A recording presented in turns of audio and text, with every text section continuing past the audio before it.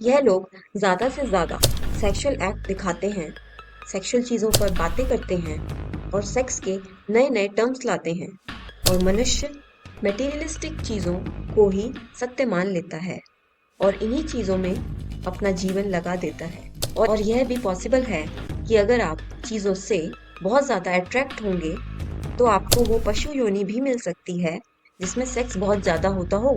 Market तो sex की बात करेगा ही, क्योंकि जितनी ज़्यादा सेक्स की बातें होंगी, उतनी ज़्यादा शादियाँ होंगी, फिर उतने ही घर बिकेंगे। फिर उन्हें लगता है कि वह मौज कर रहे हैं, पर उन्हें यह नहीं पता कि वह अपनी मेमोरी को खराब कर रहे हैं, जिसका रिजल्ट उन्हें खुद भुगतना पड़ेगा। यानी कि जिस भी चीज़ से आज हम एक्सपोज होंगे, वह कल हमारा कैरेक्टर बन जाएगी। तब जाकर हमें 7 जन्म लगेंगे क्राउन चक्र तक पहुंचने में। 7 जन्म मतलब 700 ईयर्स, 700 साल। नमस्कार। इस धरती पर 95% से ज्यादा लोगों की कॉन्शियसनेस रूट चक्र पर होती है। इसीलिए हम सेक्सुअल एक्टिविटी से इतना ज्यादा अट्रैक्ट हो जाते हैं। इसी चीज का फायदा फिल्म इंडस्ट्री, मार्केटिंग इंडस्ट्री और सोशल मीडिया इंडस्ट्री उठाती है।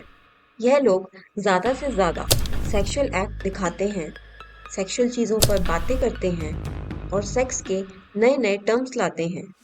लव से बात शुरू करते हैं और सेक्स पर जाकर बात खत्म करते हैं। ऐसा ये लोग इसीलिए करते हैं क्योंकि उन्हें पता है कि लोग इन्हीं चीज़ों से अट्रैक्ट होते हैं और इसी से उनकी इंडस्ट्री हमेशा चलती रहेगी। ऐसा सेक्सुअल कंटेंट हमारी मेमोरी में स्टोर हो जाता है और हमारे सबकॉन्शियस माइंड में चला जाता है।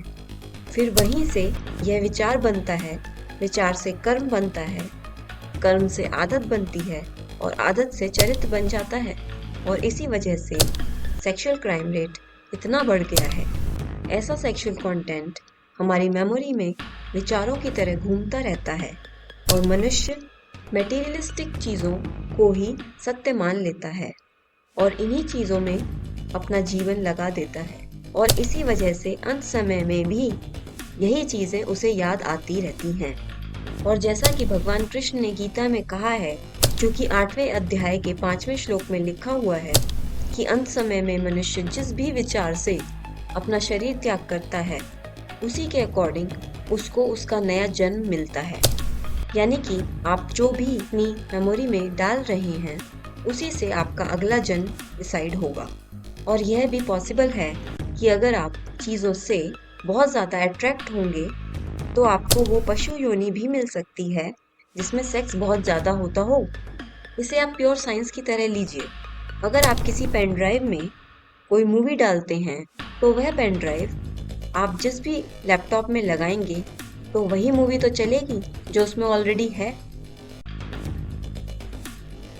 मार्केट तो सेक्स की बात करेगा ही, क्योंकि जितनी ज़्यादा सेक्स की बातें होंगी, उतनी ज़्यादा शादियाँ होंगी, फिर उतने ही घर बिकेंगे, फिर उन घरों से रिलेटेड चीज़ें बिकेंगी, फिर बच्चों से रिलेटेड चीज़ें बिकेंगी और इसी प्रकार मार्केट चलता रहेगा। अगर आप मार्केट को देखकर अपने डिसीजंस लेंगे, तो आप हमेशा रूट चक्र पर ही अटके रहेंगे। तो यह आपको डिसाइड करना है कि आपको रूट चक्र पर ही रहना है या फिर अपनी एनर्जी को चैनलाइज करके ऊपर के चक्रों को एक्टिवेट करना है। ऊपर की तरफ एनर्जी चैनलाइज करने से क्या होता है, यह आप हमारी प्रीवियस वीडियोस में भी देख सकते हैं। सेक्स एजुकेशन की बातें सभी करते हैं, पर स्पिरिचुअल एजुकेशन की बात कोई नहीं करता। स्पिरिचुअलिटी तो जन्म लेने से लेकर मरने तक आपके काम आएगी और आपका अगला जन्म भी उसी से डिसाइड होगा। तो आप खुद ही सोच सकते हैं कि स्पिरिचुअल एजुकेशन कितनी ज़रूरी है। रिप्रोडक्शन सिस्टम हमारी बॉडी का जस्ट एक पार्ट है और सेक्स जस्ट एक एक्टिविटी है। इसमें अट्रैक्ट होने वाली कोई बात नहीं है। हजारों सालों से यह होता चला आया है और आगे भी ऐसा ही चलता रहेगा। इसमें ऐसा कुछ भी नहीं है कि जो 16 साल से 35 साल तक के लोग अपना समय इसके लिए खराब करें।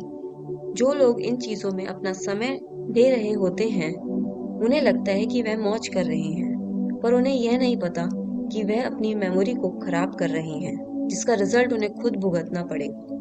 साइंस प्रूव कर चुकी है कि वाटर इमोशंस को रिस्पॉन्ड करता है और होल्ड भी कर लेता है। काफ़ी एक्सपेरिमेंट्स हुए हैं जिससे साबित हुआ है कि वाटर में मेमोरी होती है।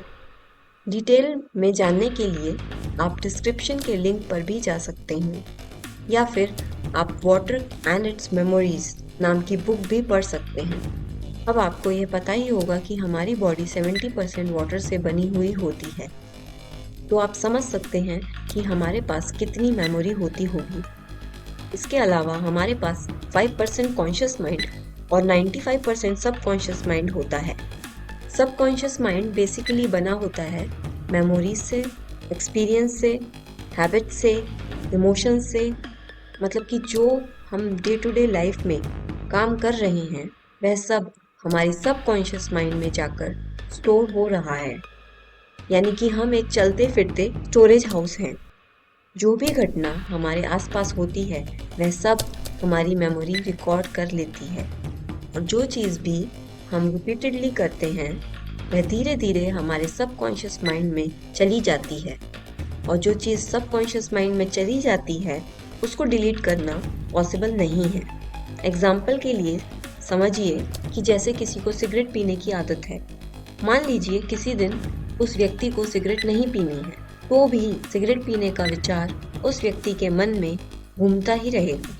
यानी वह विचार सबकॉन्शियस माइंड से आ रहा है, और जो भी विचार होता है वही एक दिन कर्म बनता है, और कर्म से ही आदत बन जाती है, और आदत ही हमारे चरित्र को बनाती है, और हमारे चरित्र से ही हमारा भाग्य बनता है।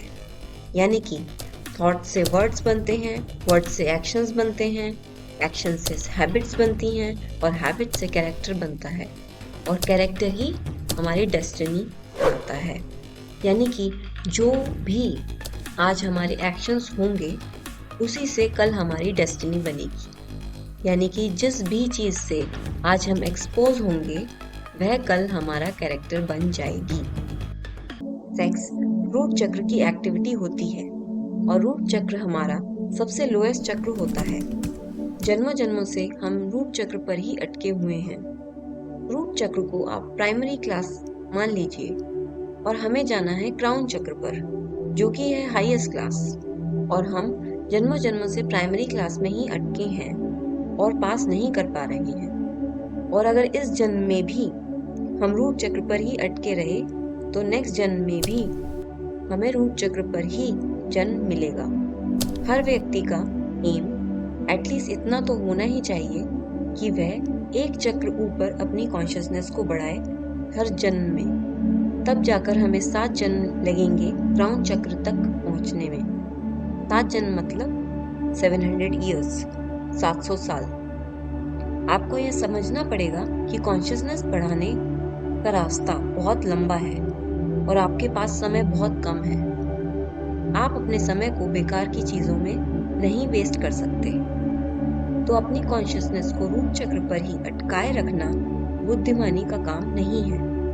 आपको समझदारी से काम लेना चाहिए और देखना चाहिए कि जो भी हम कंटेंट या प्रोडक्ट देख रहे हैं वह वास्तव में यूजफुल है या नहीं है।